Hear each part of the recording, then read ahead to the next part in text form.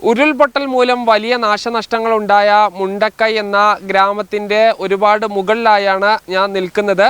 നമുക്ക് ആ ഗ്രാമം പൂർണ്ണമായി ഈ ദൃശ്യങ്ങളിൽ കാണാൻ കഴിയും. ഇപ്പോൾ ദൃശ്യങ്ങളിൽ ആ മുണ്ടക്കൈ ബസ് സ്റ്റോപ്പ് കാണാം. ഈ ബസ് സ്റ്റോപ്പ് വരെയാണ് ബസ്സുകൾ വരാറുള്ളത്. പിന്നീട് ഇവിടുന്ന് കൽപ്പറ്റ ഭാഗത്തേക്കെല്ലാം തന്നെ ബസ്സുകൾ പോകും. അതായത് ഈ ഭാഗത്തേക്ക് ബസ്സുകൾ വരുന്ന അവസാന സ്ഥലം ഇതിന് കുറച്ച് അപ്പുറത്ത് പോയി തിരിക്കാറാണ് പതിവ്. ഇപ്പോൾ മുണ്ടക്കൈ എന്ന ടൗൺ ഭാഗം പൂർണ്ണമായി തകർന്നു പോയി. നമുക്കവിടെ മുസ്ലിം പള്ളിയും അതുപോലെ തന്നെ ഒരു ചർച്ചും കാണാം. മുസ്ലിം പള്ളി ഇവിടെ വലിയൊരു ഭാഗം തകർന്നിട്ടുണ്ട്.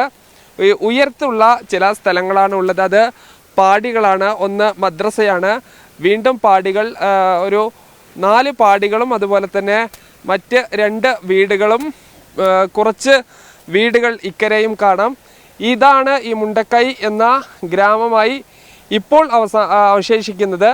ഇതിനു മുൻപ് ധാരാളം കടകളും ധാരാളം വീടുകളും ഉണ്ടായിരുന്നു. പലതും മണ്ണിനടിയിലാണ്, പലതും ഒലിച്ചു പോയി.